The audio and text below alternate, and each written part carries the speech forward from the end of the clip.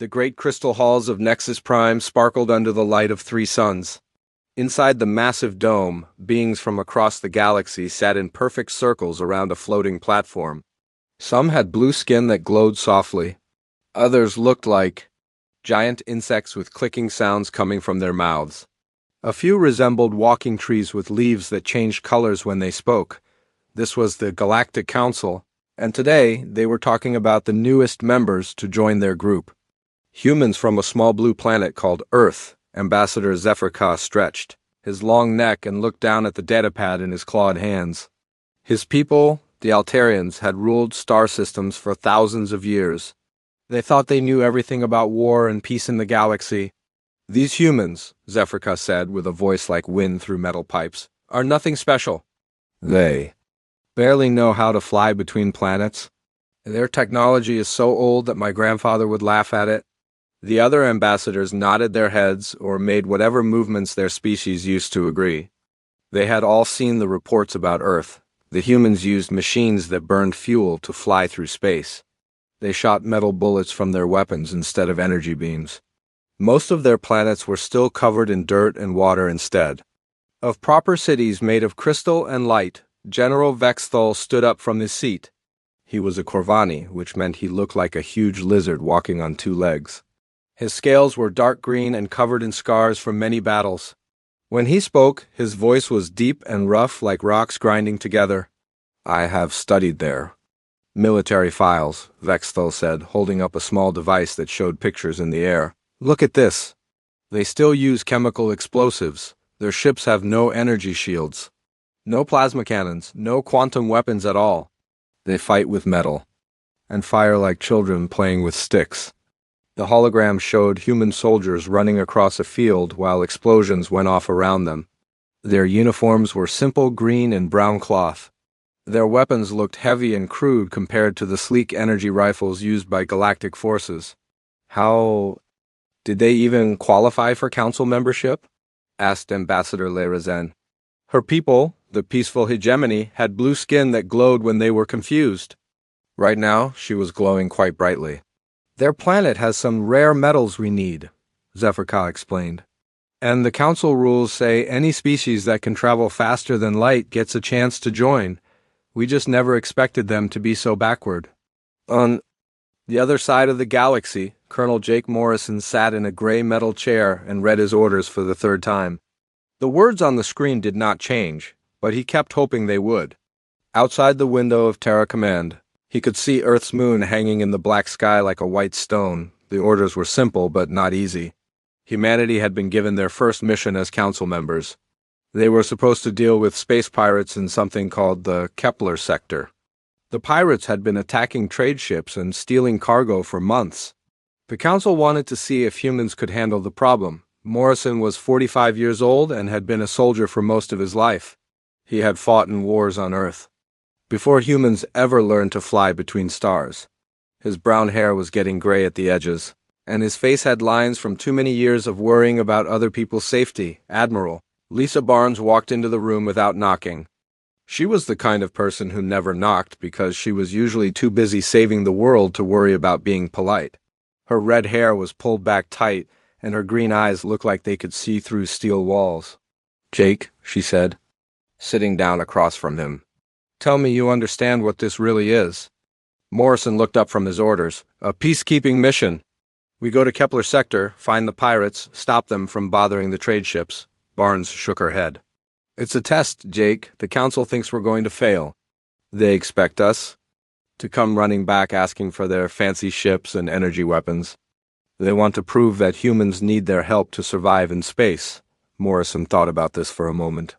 He had met some of the other species when Earth first joined the council.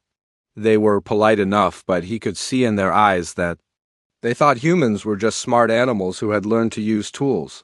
What do we know about these pirates? Morrison asked. Barnes touched her datapad, and pictures appeared on the wall screen. The images showed sleek ships that looked like silver fish swimming through space. Their hulls reflected light in strange ways, and energy weapons glowed blue and white along their sides. They're called the Kepler clan, Barnes said. Been raiding trade routes for 5 years. Their ships are fast, well-armed, and protected by energy shields that can stop most galactic weapons. The Council has sent 3 different fleets after them. All 3 failed, and now they're sending us, with 1 ship. Morrison laughed, but there was no humor in it. 1 ship against pirates who beat 3 Council fleets. They really do want us to fail. Barnes stood up and walked to the window. Earth looked peaceful from up here, but Morrison knew that was just because you couldn't see all the problems when you were far enough away. The UE's Defiant is ready to go, Barnes said. Captain. Ryan Torres is commanding. Good man. His crew knows their job. Morrison had served with Torres before. The captain was young but smart, and he understood that sometimes the best way to win a fight was to do something the enemy would never expect. What about weapons and supplies? Morrison asked. Standard kinetic cannons, magnetic accelerators, and projectile systems. Plus a full marine complement with boarding equipment. Boarding equipment? Morrison raised an eyebrow. When's the last time anyone boarded an enemy ship during combat? Exactly, Barnes said with a small smile. When's the last time anyone expected it? Morrison began to understand. The galaxy had spent thousands of years developing energy weapons and shields. They fought their battles at long range, ship to ship, with beams of light and plasma. Nobody got close enough to actually climb onto an enemy vessel and fight hand to hand. You think our old-fashioned weapons might actually work better than their advanced ones? I think, Barnes said, that sometimes the best way to win is to play a completely different game than everyone else expects. 3 hours later, Morrison stood in the shuttle bay watching his gear being loaded onto a transport ship. His team was small but experienced. They had all fought together before, and they trusted each other with their lives. The used Defiant waited for them in orbit. From the outside, it looked like a simple gray rectangle with engines on one end and weapons on the other. No fancy curves or shining metal. No energy fields making the air shimmer around it. Just solid human engineering built to do a job. As the shuttle carried Morrison toward his ship, he thought about the Council sitting in their crystal halls, probably laughing about the primitive humans and their hopeless mission.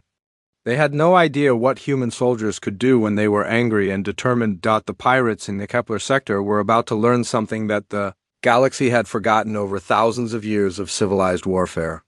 Sometimes the most dangerous enemy was the one who didn't fight fair because they didn't know there were rules. Morrison smiled as the Defiant grew larger in the shuttle's window. The Council wanted to test humanity's military abilities. They were about to get a demonstration they would never forget.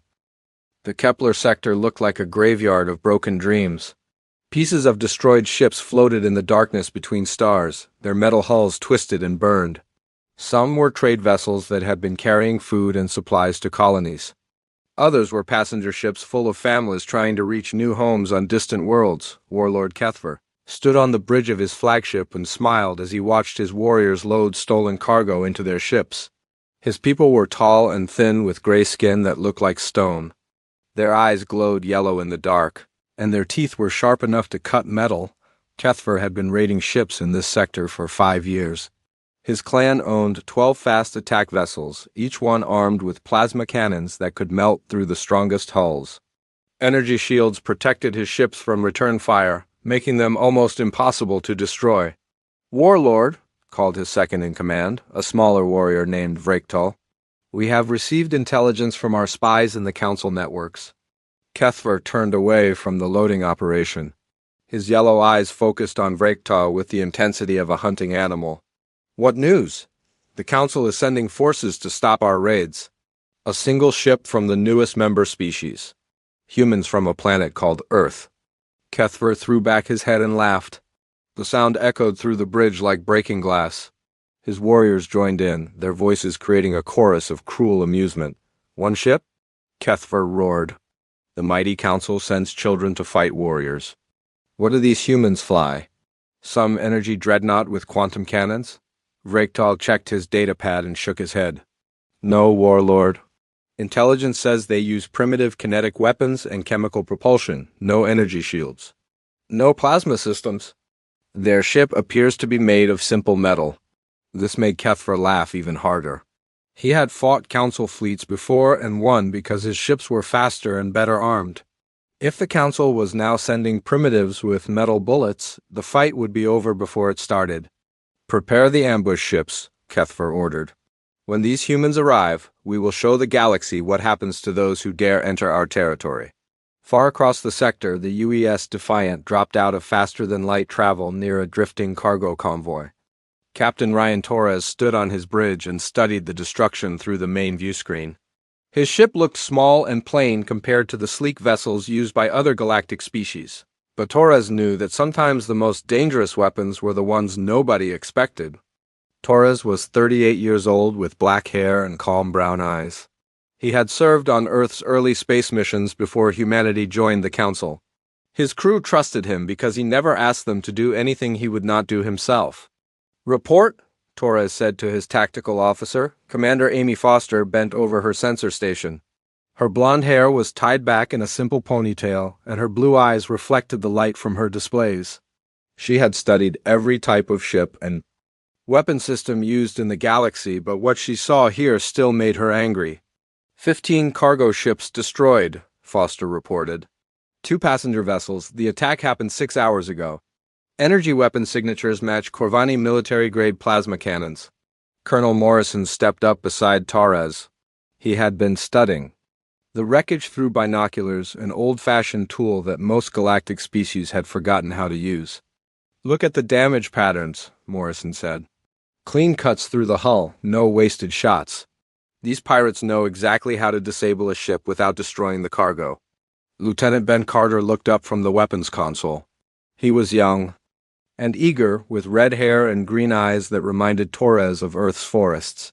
Carter had trained on every weapon system in the human fleet, and he was excited to finally use them in real combat. "Sir," Carter said, "should I charge the kinetic cannons?" "Not yet," Torres replied. "First we need to find them." The Defiant moved deeper into the sector, its sensors scanning for any sign of the pirate fleet. The ship's hull was painted gray to blend into the darkness of space, and its engines ran quietly to avoid detection. While other species built ships that announced their presence with energy fields and bright lights, humans preferred to move like shadows. 3 days passed before they found their first target. The Defiant was investigating a reported attack near an asteroid field when 3 pirate ships suddenly appeared on their sensors. The enemy vessels had been hiding behind the space rocks, waiting for new victims to arrive.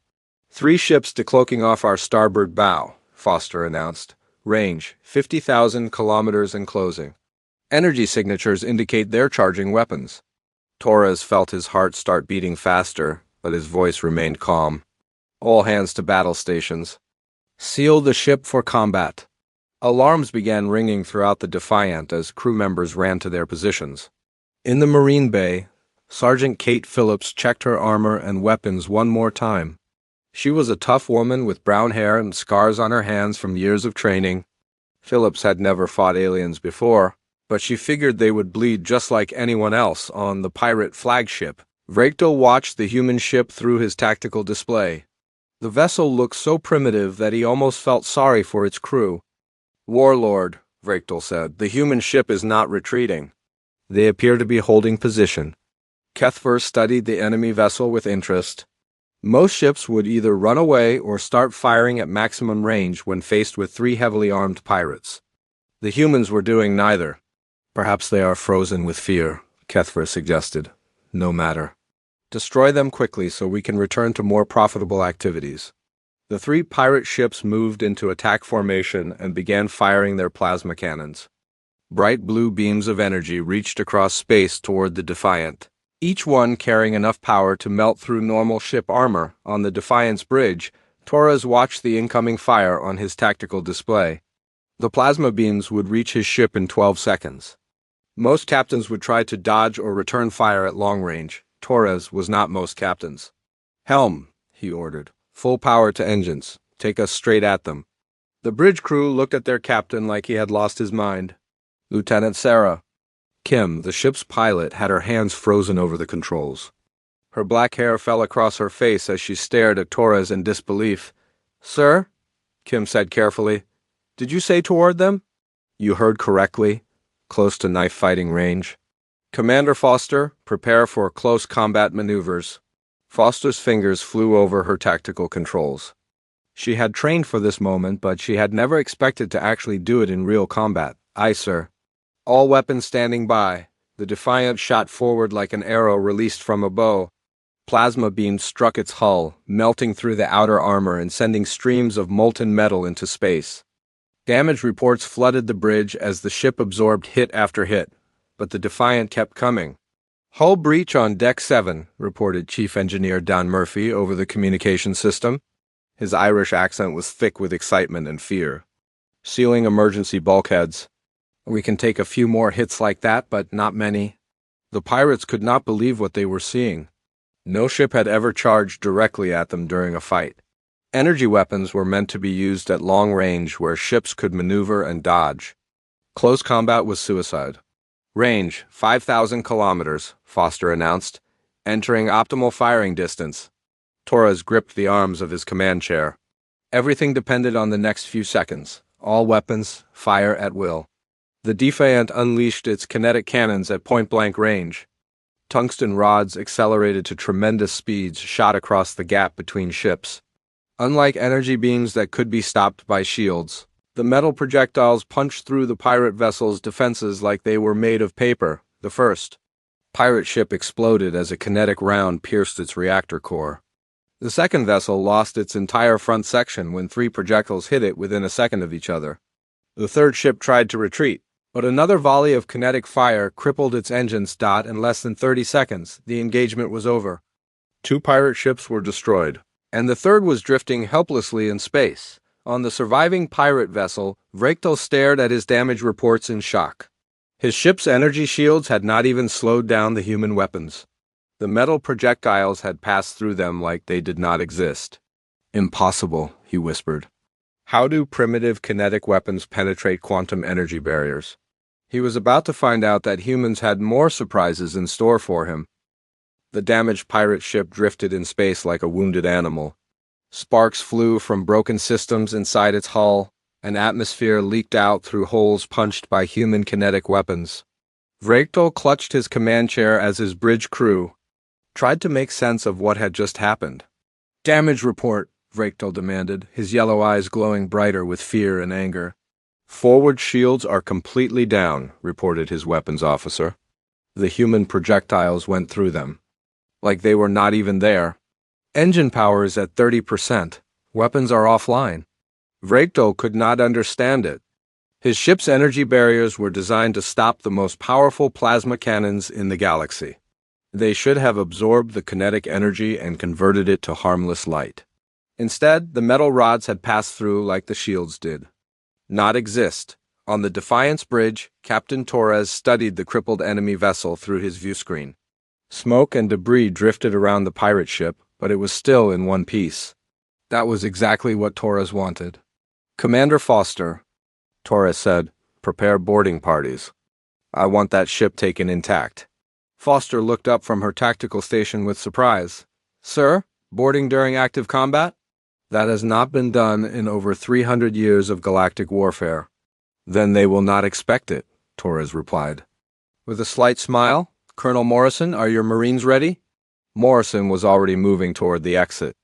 Sergeant Phillips has been waiting for this chance her whole career. Give us 5 minutes to suit up. In the Marine Bay, Sergeant Kate Phillips checked her powered armor one more time. The suit was painted matte black to avoid reflecting light. In space, unlike the sleek energy armor used by galactic forces, human combat suits were built for protection and function rather than appearance. Listen up, Phillips told her squad of 12 Marines. We are about to do something that no one in this galaxy has seen for centuries. We are going to board an enemy ship during combat and take it by force. Private First Class Rick Johnson raised his hand. He was 19 years old and had joined the Marines right out of high school on Earth. His enthusiasm sometimes made up for his lack of experience. Sergeant, Johnson said, how do we get from our ship to theirs without getting shot? Phillips pointed to the airlock where a small assault craft waited. We use the boarding pod. It will punch through their hull and create an entry point. Once we are inside, we fight room by room until the ship is ours. The Marines began loading their weapons and checking their equipment. Instead of energy rifles, they carried projectile weapons that fired metal bullets at high speed. Their armor was designed to stop physical impacts rather than energy beams. Everything about human military equipment was different from Galactic. Standards: Corporal Mike Stevens, the squad's demolitions expert, packed extra explosives into his gear bag. He was a quiet man with steady hands and a talent for making things blow up at exactly the right moment. "Sergeant," Stevens said, "what if they have internal defense systems?" "Then we blow them up and keep moving," Phillips replied. The mission is simple: get on their ship, neutralize the crew, and secure the vessel for intelligence gathering. Meanwhile, on the pirate ship, Vrachtel watched something appear on his sensors that made no sense. A small craft had launched from the human vessel and was flying directly toward his ship. It was too small to be a fighter and too slow to be a missile. "What is that thing?" Vrachtel asked his sensor operator. "Unknown, sir. It appears to be some kind of transport craft." "But why would they send a transport at us during combat?" Vrachtel was about to find out. The boarding pod struck his ship's hull with tremendous force, its armored nose punching through the outer plating and inner bulkheads. Emergency alarms began screaming throughout the vessel as atmosphere rushed out through the new hole. Sergeant Phillips was the first Marine through the breach. Her boots hit the deck of the pirate ship with a metallic clang, and she immediately raised her rifle to scan for targets. The corridor was filled with smoke and floating debris, but she could see movement in the shadows ahead. "Move, move, move!" Phillips shouted to her squad. "Secure this section and advance on the bridge." The pirates had never faced human boarding tactics before. Their training focused on ship-to-ship combat with energy weapons at long range. The idea of enemy soldiers actually climbing onto their vessel and fighting hand-to-hand was something from ancient history. The first pirate to encounter the Marines was a warrior named Vrachtel. He rounded a corner carrying an energy pistol and found himself face-to-face with Private Johnson. Both fighters raised their weapons at the same time, but only one of them fired. Johnson's projectile rifle sent 3 metal bullets into Vrachtel's chest before the pirate could pull his trigger. The alien warrior fell backward with a look of shock on his face. He had expected to fight with energy beams in the corridors of his own ship, not bullets fired by soldiers in black armor. "Contact front," Johnson reported over his radio. "Enemy down." Phillips led her squad deeper into the ship, moving through maintenance passages and cargo bays that the pirates had never considered as tactical positions. Human soldiers were trained to use any available cover and concealment, turning even simple storage rooms into defensive positions. The pirates tried to organize a defense, but they were fighting an enemy that used completely different tactics. Their energy weapons were designed for open space combat, not close quarters fighting in narrow corridors. When they tried to use their plasma rifles in confined spaces, the energy discharge often damaged their own ship's systems. Corporal Stevens found the perfect opportunity to use his explosives when the squad encountered a sealed blast door. Instead of trying to cut through it with energy tools, he placed a small charge that blew the door off its hinges and sent it flying down the corridor. "Breach and clear," Stevens announced as the squad poured through the opening. On the other side of the door, 5 pirates waited with their weapons ready. They had planned to ambush the humans when the door opened, but they had not expected it to open by being blown up. The explosion stunned them long enough for the Marines to enter and take control of the room. Private Lisa Shun, the squad's medic, treated a wounded pirate while keeping her rifle ready. She had brown hair and calm eyes that never seemed to show fear, even in the middle of combat. "This one is still alive," Chun reported. "Minor plasma burns and blunt force trauma from the explosion." Phillips nodded as she studied the ship's layout on a captured datapad. "Keep him stable." "Command will. Want to question prisoners." The fighting continued through the ship as the Marines advanced room by room toward the bridge. The pirates had superior numbers and knew their own vessel, but they were completely unprepared for human tactics. Every corridor became a battlefield, where projectile weapons proved more effective than energy beams. Vrachtel tried to coordinate the defense from his bridge, but his warriors were falling back on every level. The humans moved like ghosts through his ship, appearing in places where no enemy should be able to go and disappearing before his forces could respond. "How many of them are there?" Vrachtel demanded. Sensors show only 12 human soldiers, his tactical officer replied. But they are fighting like they have 100? 12? Vrachtel could not believe it. His ship had a crew of 60 warriors, and they were being beaten by 12 humans with primitive weapons. The end came when Sergeant Phillips appeared on the bridge with half her squad behind her. They had entered through a maintenance hatch that the pirates had forgotten to guard. By the time Vrachtel realized what was happening, human rifles were pointed at every station on the bridge. "Drop your weapons," Phillips ordered in the common Galactic language. "Surrender and you will not be harmed." Vrachtel looked around his bridge at the human soldiers. Their black armor showed scorch marks and dents from the fighting, but they moved with confidence and discipline. These were not the primitive beings the Council had described. These were warriors who had perfected a type of combat that the galaxy had forgotten. Slowly, Vrachtel placed his energy pistol on the deck and raised his hands. One by one, his surviving crew members did the same. "Bridge secured," Phillips reported to Captain Torres. "The ship is ours." In less than 1 hour, 12 human Marines had captured a pirate vessel with 60 crew members. They had done it using tactics and weapons that galactic civilization considered obsolete. The victory sent a message across the sector that would change everything. The emergency session of the Galactic Council began at dawn on Nexus Prime. Representatives from dozens of species filled the crystal halls, their voices creating a symphony of confusion and concern. Holographic displays showed footage from the Kepler sector that had arrived just hours before. Ambassador Zephyr stood at his speaking platform, his long neck stretched high as he watched the combat recordings for the 10th time.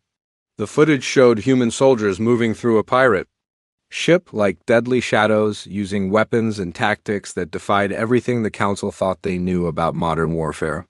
"This cannot be accurate," Zephyr said, his metallic voice echoing through the chamber. "The data must be corrupted. No species fights this way anymore."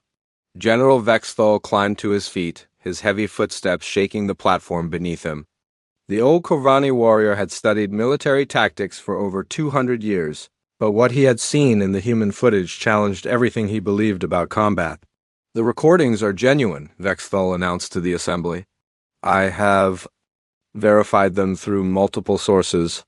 The humans used kinetic projectile weapons to penetrate energy shields that should have stopped any physical attack. Then they boarded the enemy vessel during active combat." Ambassador Lyra Zen of the Peaceful Hegemony glowed bright blue with confusion. Her species had not seen physical combat in over 1,000 years, preferring to settle disputes through meditation and energy harmonics.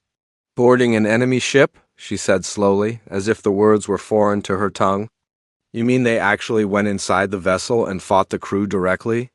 "Hand-to-hand combat in confined spaces," Vexthal confirmed, using projectile weapons that fire metal bullets instead of energy beams. "Their tactics are completely outside our defensive doctrines." The council chamber erupted in discussion as representatives tried to understand what they had witnessed.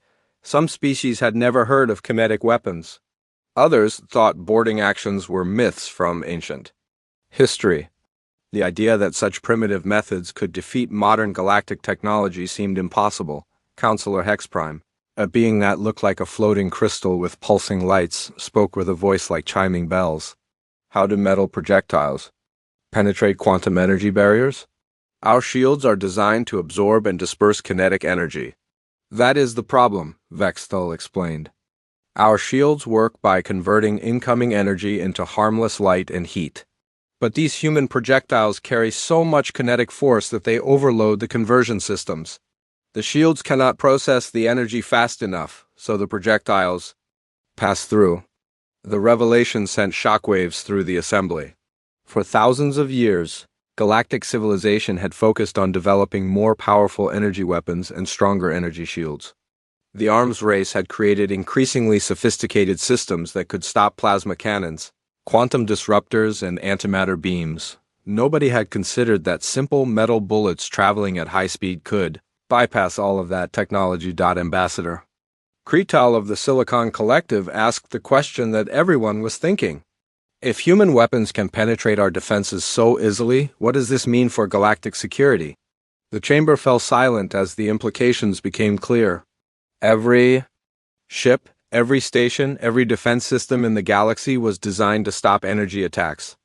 If humanity's kinetic weapons could punch through those defenses, then the entire military balance of power had just shifted, far away in the Kepler sector. Colonel Morrison stood in the interrogation room of the captured pirate ship and studied the alien prisoner. Vrachtel sat in a chair that was too small for his tall frame, his yellow eyes glowing with a mixture of fear and curiosity. "Your weapons," Vrachtel said in heavily accented Galactic standard. "They should not work against our shields. How do they penetrate quantum barriers?" Morrison pulled up a chair and sat down across from the pirate. He had interrogated many prisoners during his career, but this was his first alien. Still, fear and confusion looked the same on any face. "Physics," Morrison replied simply. "Your shields are designed to handle energy. We use mass and velocity. Simple kinetic energy. But kinetic weapons are primitive," Vrachtel protested. "No civilized species has used them for centuries." "Maybe. That is why they work so well," Morrison suggested. "You forgot how to defend against them." Before Vrachtel could respond, Captain Torres entered the room carrying a datapad. His expression was serious as he reviewed the latest intelligence reports from Earth Command. "Colonel," Torres said, "we have a problem. Long-range sensors are detecting a massive pirate fleet heading this way. 40 ships, all armed with military-grade weapons." Morrison felt his stomach drop. The Defiant had performed well against 3 pirates' ships, but 40 was a different story entirely. Even with their tactical advantages, the odds were not good. "How long until they arrive?" Morrison asked. 18 hours, Torres replied. "Warlord Kethver is bringing everything he has to eliminate us." Vrachtel laughed when he heard the news. "Kethver commands the largest pirate fleet in this sector. Your single ship cannot fight 40 vessels and survive. You should retreat while you still can." Morrison looked at the alien prisoner with calm eyes. "We do not retreat. We adapt." Back on Earth, Admiral Barnes received the emergency transmission from the Kepler sector and immediately called a meeting of the Joint Chiefs. The situation was critical, but Earth Command had been preparing for this possibility. "The Defiant is outnumbered 40-1, Barnes announced to the assembled officers. "Captain Torres is requesting reinforcements." General Robert Clark, commander of Earth's Marine Corps, studied the tactical display showing the pirate fleet's approach. "How many ships can we send?" "None," Barnes replied. "The Defiant is our only vessel in that sector, and we cannot get reinforcements there in time." "So we abandon them?" asked Admiral James Wright of the Navy. Barnes shook her head. "We send what we can. Personnel, equipment, and supplies. If one ship is all we have, then we make sure it has everything it needs to win." 6 hours later, 3 transport shuttles launched from Earth carrying reinforcements for the Defiant. But instead of additional ships, they carried something more valuable: people. Marine battalions, special forces teams, military engineers, and tactical specialists. Earth was sending its best soldiers to prove that sometimes the quality of the crew mattered more than the size of the fleet. Major Nicole Brooks commanded the Marine reinforcements. She was a tough woman with short black hair and scars on her hands from years of combat training. Her battalion had trained for ship-to-ship boarding actions, but they had never expected to use those skills against an alien fleet. "Our mission is simple," Brooks briefed her officers as their shuttle approached the Defiant. "We eliminate the entire pirate fleet. Not capture, not disable, eliminate." Lieutenant Colonel Paul Davis, commanding the Special Forces team, reviewed the intelligence on Kethver's fleet. 40 ships is a lot of targets. How do we handle that many enemies with one vessel?" "We do not fight 40 ships, Brooks explained. "We fight one ship 40 times. Hit and run tactics, boarding actions, and psychological warfare. We make them afraid to come near us." The reinforcements arrived at the Defiant just as long-range sensors detected the approaching pirate fleet. Captain Torres welcomed the additional personnel, but he knew that even with more soldiers, the coming battle would be the greatest challenge humanity had faced since joining the Galactic community. In the crystal halls of Nexus Prime, the Galactic Council continued their emergency session. Reports from the Kepler sector indicated that a massive confrontation was about to take place between one human ship and the largest pirate fleet ever assembled. We should send a fleet to assist them, suggested Ambassador Lyra Zen. Even these humans cannot survive such overwhelming odds. General Vexfold disagreed. No, we need to see what they can do. If humanity survives this battle, it will change everything we know about warfare. If they fail, then we know their limits. The Council voted to observe rather than intervene. They would watch as humanity faced its greatest test in space, not knowing that they were about to witness a demonstration that would reshape galactic military thinking forever. The asteroid field looked like a sleeping giant in the darkness of space. Massive rocks floated between the stars, some as large as cities and others no bigger than houses. Hidden among them was the stronghold of Warlord Kethver, built inside. A hollowed-out asteroid that had served as his base for 5 years. Kethver stood in his command center and watched his fleet take position around the field.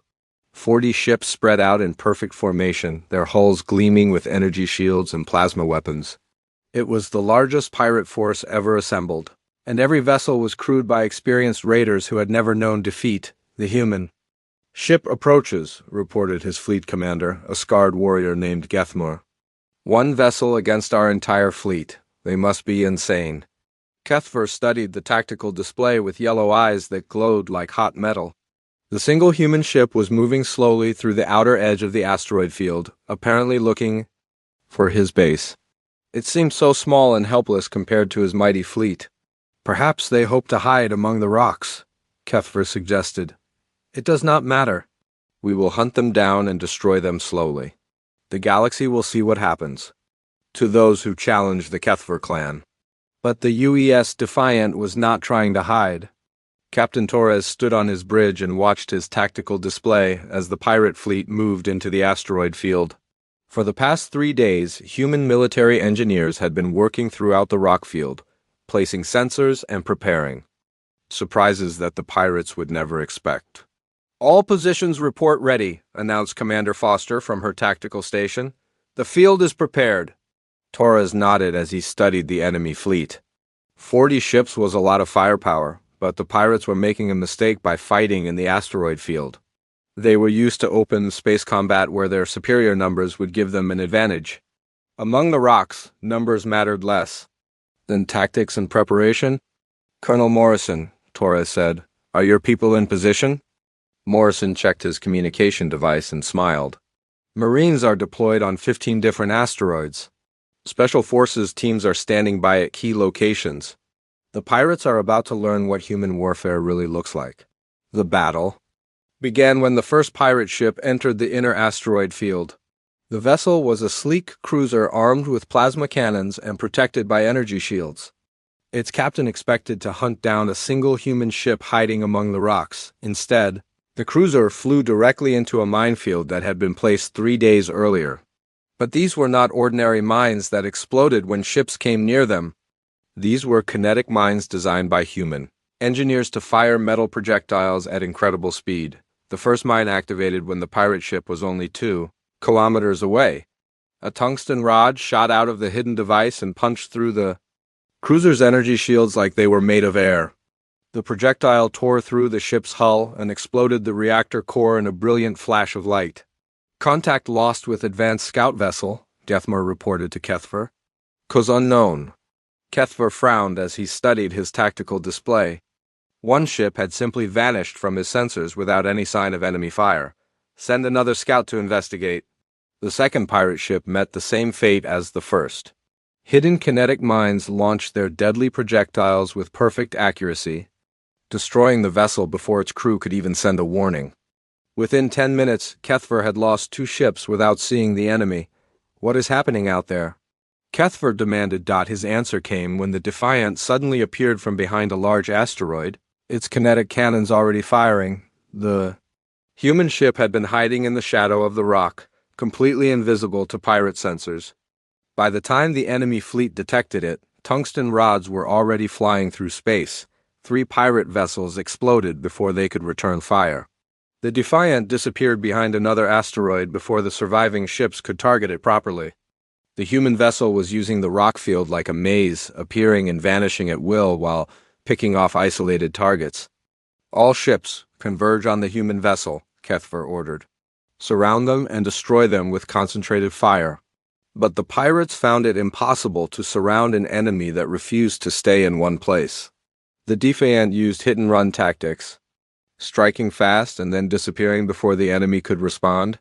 Worse, the asteroid field was filled with sensor shadows and hiding places that made tracking the human ship nearly impossible.